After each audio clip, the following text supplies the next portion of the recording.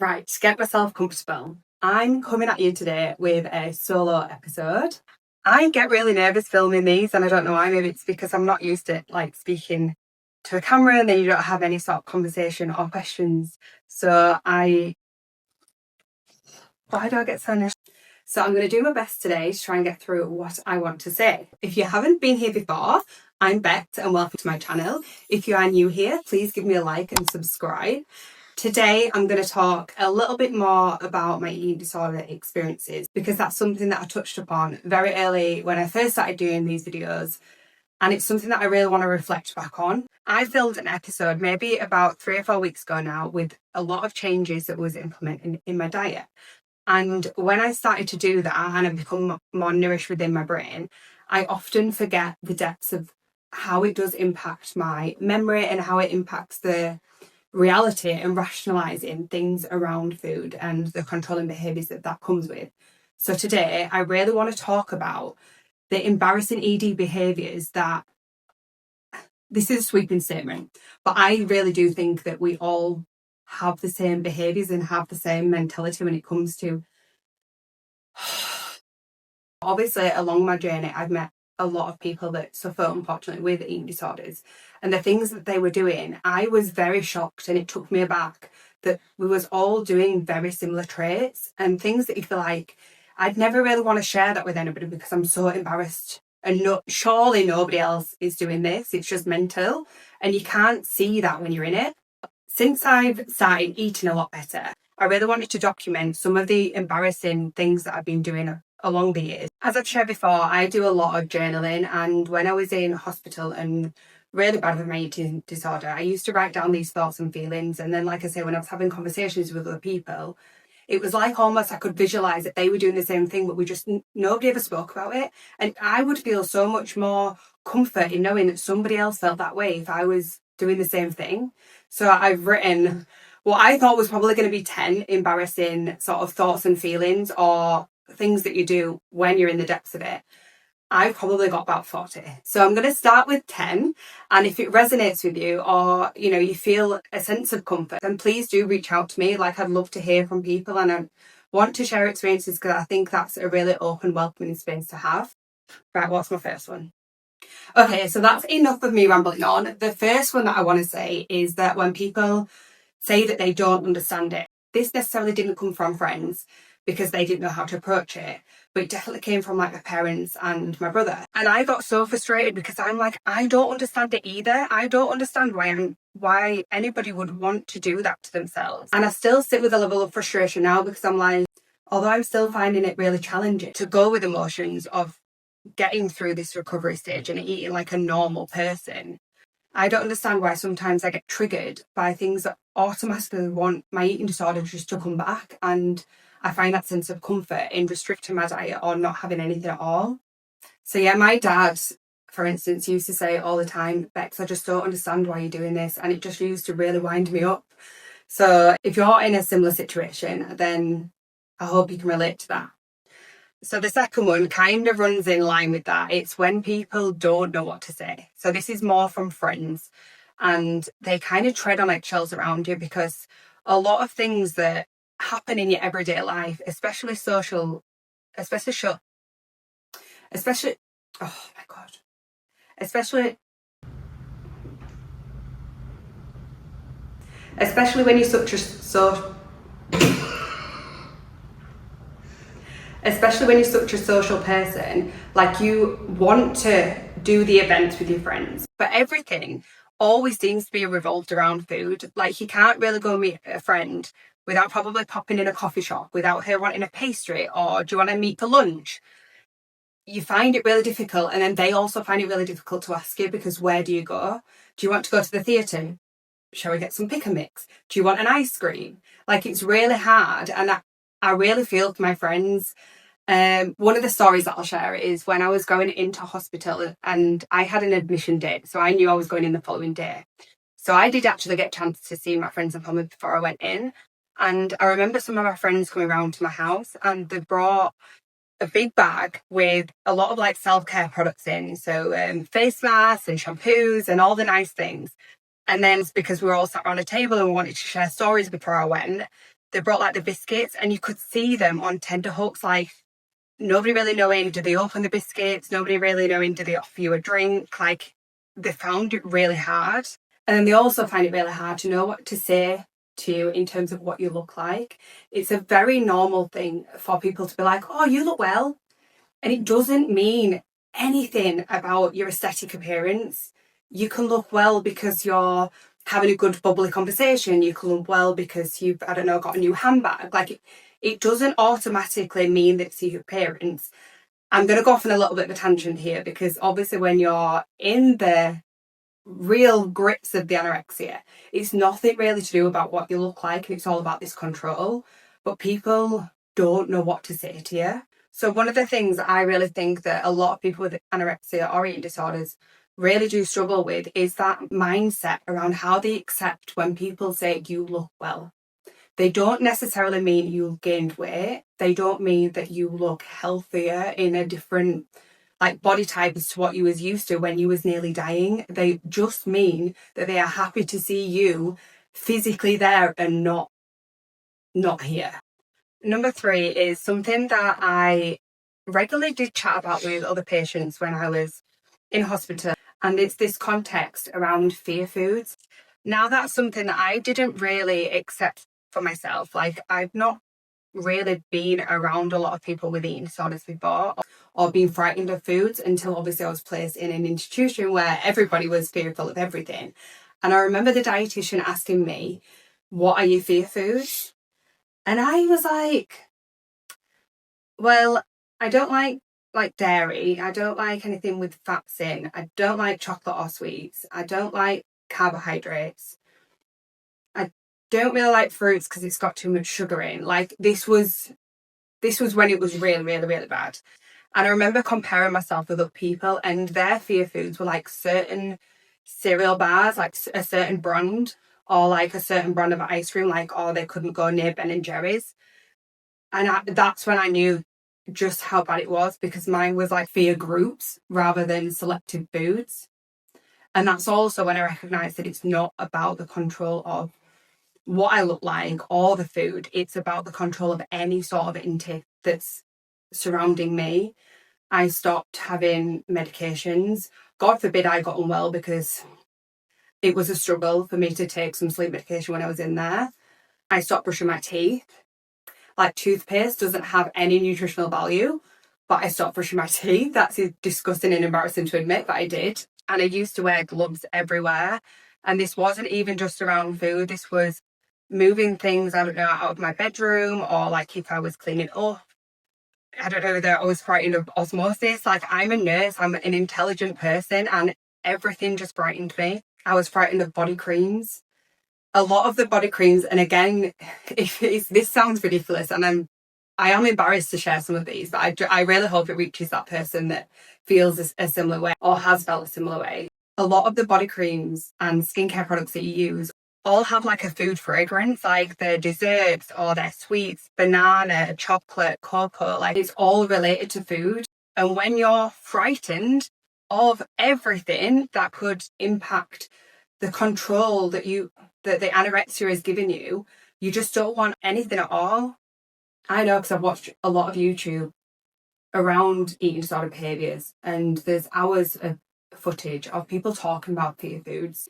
Now, I find it quite difficult to talk about, because I don't really have a relevance to certain things. Like I say, mine was just a complete lack of control, that I didn't want anything in me. Can I say that? Yeah. A complete lack of control, that I didn't want anything like on my skin or inside me. And going back to the first point, when people say they don't understand it, like, I am flabbergasted. Like, it just doesn't make any sense. But it's just this complete lack of control, and that you become so familiar with a comfort of not allowing that in. So when things are presented to you, that you just instantly just kind of close down, and you get that anxiety, you get that frog in your throat, like you can't speak properly, your thoughts are going crazy, you can't concentrate, you can't focus. Okay, so the 4th point is something that I'm struggling with at the moment. So, like I say, I'm on the start of this recovery journey again now. I feel like I've gone back full circle. I was in hospital on a bit of a plateau, but doing okay. And then since moving, took quite a rapid decline again, and then gradually building myself back up. Now, with that, when you start introducing foods from a period of starvation, your body doesn't know how to respond. And I really struggle with any sort of hunger and fullness cues. And at the moment, I'm really finding it challenging to know when I'm full. And that can be really hard when it's coupled also with body changes. And obviously, you're going to feel bloated because your body's holding on to it all because it doesn't trust that you're going to do this again. I also really struggle with portion size and portion control. Again, I think you pull yourself and you're so far removed from allowing yourself to feed as a normal person, as a normal adult, that when you detach from that, yeah, a plate of food, that's too much. A plate of food, you haven't got enough. Like, you just really don't understand. Like, again, I know, we did the food plate and I'm not thick. You get a portion of meat, you have your carbohydrates, you have your vegetables. Like, I understand that. But when you're, again, in that mindset and you're looking at that plate of food, you just got this constant argument, just whirling and whirling around it's not good enough for Bex and it's not good enough for the eating disorder. So you're just in such a mismatch of where do you sit?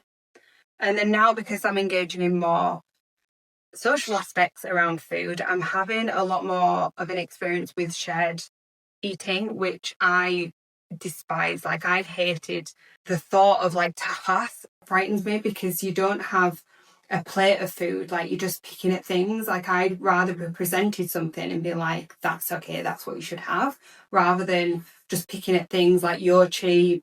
Although I love yochi, I really struggle in that environment because you're having, again, that constant argument in your mind. And then when you're around people and you're sharing foods, again, I hope I'm not alone in thinking this, but you almost feel like the focus is on not you necessarily, but your anorexia, and people are looking at you and thinking, oh God, she's like, I thought she was unwell, or I thought she struggled with food, or are you going to eat all that? And you are surrounded by comments around food when you're enjoying it. Okay, number 5 is quite a big one, and it's this element of food noise. Food noise is very normal for people, when it comes to lunchtime and they're hungry or they're discussing what they're going to have for tea. It's completely normal when you're just having an engaging conversation. But what's not normal is when you physically cannot focus on anything else because all your mind can concentrate on is food. And that obviously comes from the scarcity of it. But one of the things that I wanted to share with my eating disorder experience is that I would often feel embarrassed if I was thinking about food. Even though I was in a starvation period of my life, if I was thinking about food, that would mean that I was disgusting, that I was big, that I'd lost control, and it completely consumes any other thought or feeling that you can recognise. I remember once walking around one of my local parks at home, and I had a podcast on, and I was just doing my normal, usual walk, and I saw a Kit Kat wrapper on the floor. Now, I cannot remember anything else, or I could not take any other information on board the whole way around the walk. Bearing in mind, it was probably a good 2 hours. I did not stop thinking about that Kit Kat wrapper. I was thinking about the label. I knew the nutritional context of it. I knew the calories in it. I knew all of the ingredients. I knew exactly where it was located on the floor. Like, it's mind-boggling. And another time that really sticks out in my mind is when me and my mum went to a theatre, and it was a birthday gift for her, and we went to see Oliver. Now, before we went, obviously you get snacks for like half time, or you're going to have a nibble in between. My mum got a bag of chocolates and she was like, oh, what do you want, Bex? And I was like, do you know what? I'm going to get a cream egg. The cream egg was in the bag. My mum would not have thought about her chocolates probably since she bought them. Like, they're in a bag, you can have them whenever, she can have them afterwards, you can have them, like, it's not a big deal to her. Now, this cream egg was sat in my bag. Again, I know exactly where it's positioned in my bag. When are we going to have it? Are we going to have it? Shall I have it at the start? But then I'm probably going to sit and argue with myself throughout the whole thing. Do I have it at the end? But then I'm going to just fight with myself the whole way through it and push it back, and then allow myself not to have it. Should we have it in the interval where everybody else is probably having an ice cream or something else? but then I'm probably going to compare myself to the girl next to me. Anyway, we sat and we watched Oliver. My mum didn't reach for hot chocolate. That meant I got a hall pass, which meant that I didn't need to have my cream egg. So that was a tick for anorexia. But the food noise during that whole thing, like I know Oliver, but I cannot remember watching that at all because I'm just constant having this fight and battle in my mind about a cream egg. And then number 6, that kind of runs in line with the food noise of number 5. It's this constant obsession with watching food content. Now that can be like 10,000 calorie challenges. I used to watch, she's on YouTube, Hannah Marlin, and she just does food reviews. Like she can be doing an M&S snack. She can do like, I don't know, a meal at IKEA. I can probably remember all of those videos that she did. I remember when I was in hospital and people would have their iPads on. And everybody was doing the same thing. Everybody was watching Come Dine With Me's or like, and you're just so fixated. That also in turn comes with, if you're watching a full movie, you only really remember the meal of that movie or the time where they all celebrated a birthday and they got a cake.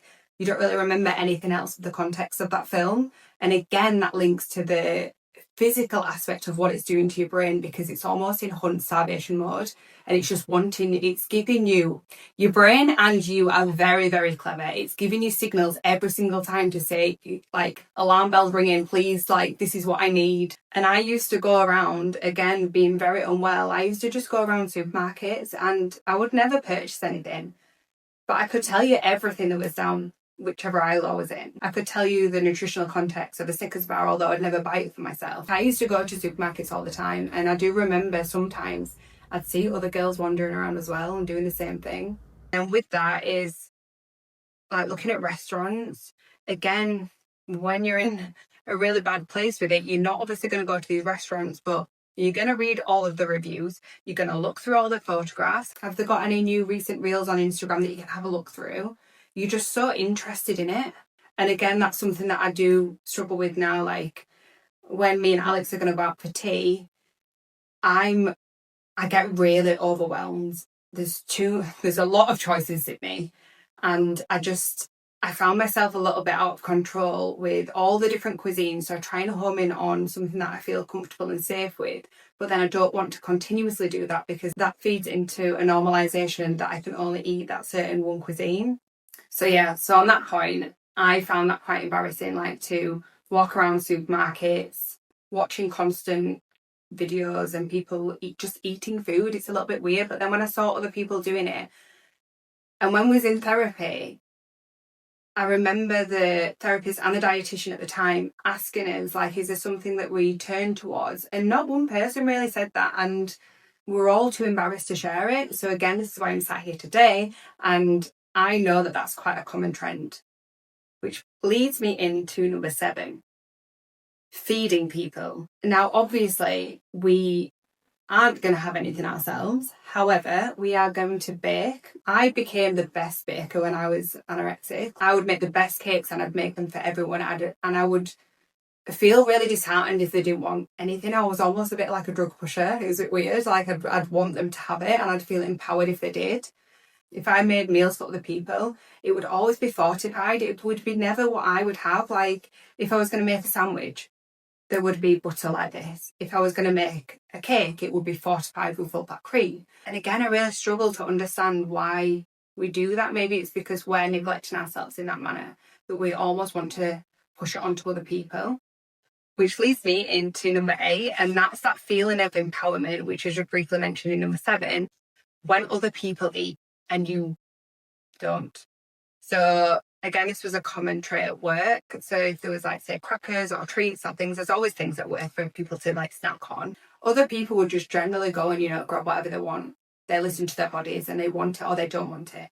But if they did want it and you're sat there and you're not having it, you get this feeling of empowerment. And I found it really strange that I almost felt when they were eating, my calorie intake was going down, which is a really strange mindset to have, again, especially when I come from such a educated background in my nursing and as an adult, and that that's not true, but you just can't help but feeling that sense of control over your body in comparison to what somebody else is letting themselves go. Number 9 is body checking. So I'm really struggling with that at the moment. Now, this is very different to when I used to body check when I was in a real starved condition. When I used to body check previously, it would be... I don't know how to say this. Well, what is it? I have like so many flashbacks that come back. So number 9 is body checking. Now, this is something that I found really embarrassing, and it's something that I obviously want to share in this video. This has happened right the way through my eating disorder, and it's whenever I do have something to eat. More so now when it's of higher calorific content, I almost see it gravitate towards the areas that I don't like of myself. So I'm very insecure around my legs. And if I ate something carbohydrates or that was higher fat, I could honestly see my legs getting bigger. I could feel my clothes getting tighter. Now, that is not scientifically possible. Like, you just eat something and then you automatically like literally within a second swell. Like, that doesn't happen. And it's weird how your brain in this illness makes you think that that's actually a thing, and that does really truly happen. I remember when I was in hospital and we'd have our meals and I'd come out and you check against any sort of reflective surface. So that would be the pane of the window, or it would be the glass of the table. Like, you'd constantly be like looking at like different angles. And that's again because you're feeling this lack of control, and you're almost wanting to have that fight in your mind with your anorexia again to say that you've kind of like given in. I said to the dietitian as well, and again, I don't know if other people have felt this, but I used to get like pings on the back of my arms. Again, my arms are something that I am quite insecure about, especially when I'm in the early stages of my recovery. But it almost felt like elastic bands, like pinging, and it'd be instantly after a meal, and it would be after a meal of carbohydrates or a high fat content meal. And then body checking is obviously really difficult when you do start to become bigger in your recovery self, because your clothes are obviously feeling tighter, and them clothes were not meant to fit you. You wasn't at your set point weight, or you wasn't at a healthy weight. When you've got child clothes on that are now gradually becoming smaller, you find yourself body checking all of the time. And then the last one, and I know a lot of people will relate to, it's this rigidity around... Is rigidity the right word? Rigidity, yeah, or rigid rule. And then number 10, I know a lot of people relate to this, and it's this rigid... And then number 10, it's this rigid rule that you've got around foods, and it's not always relating to what is on your plate. It can be the temperature of that food. Like, mine had to be piping hot. I had to be sat in a certain place. So I had to be sat on my couch. So I'll give you an example. I had to be sat on my couch if I was having my tea, my dinner. My legs had to cross like this. I had my TV dinner tray. I had my children's cutlery set. Plate of food.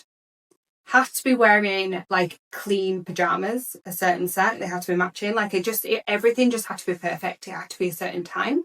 So I used to have like my evening meals at like 8, 9 o'clock. But if it was 8 o'clock and that was like consistent, it had to be 8 o'clock. And God forbid anybody broke that or anybody interrupted that, because we would just set the whole meal aside. And again, it'd give a whole pass to be like, oh, well, you don't need that now because you've not been able to do it in the way that you wanted to. So like, one of the things that I do want to share actually is I have a tiny little spoon. I think it's a sugar spoon. Is it sugar? Now, one of the experiences that I've had throughout my whole time during my eating disorder is that I've had to eat with the same spoon for years now. Now, I've got it here. Of course I do. It's not even a teaspoon. It's not I think it's a sugar spoon. It's rusty as hell. It's all falling to pieces. But if I lost this, or if I didn't have this, then like, it would fill me with the worst anxiety. The reason why we eat with things like this is again to prolong that experience of eating. Like, I'm gonna have what feels like more food. It's going to take me longer to eat, and obviously I've got control that I only want to eat with this, and that's safe for me to do so. Now, when I came to Australia, I strategically placed this in my bum bag, and I really, really wanted to be able to give this and hand this to my mum at the gates as a symbol of an acceptance to both of us that I'm now well. Now it's still here because I just couldn't let that go. And when the day comes and I no longer eat with this spoon, that's when I don't know how I'm going to feel, but it's going to be a very emotional day for I think a lot of people, because I remember my dad like having to go back from the caravan that we have in Scarborough because I'd left this at home. It just sounds silly, but I'm still sat with it here. Now, this was just a little taste test of 10 things that I've personally found embarrassing during my journey of my eating disorder. If anything relates to the things that you're struggling with, please do reach out to me, because this is something that I'm definitely going to revisit. Like I say, I probably got maybe about 40 to 50. So I'll be doing my next one very soon. So please keep an eye out for that. Thank you very much for watching, and I will see you in my next one.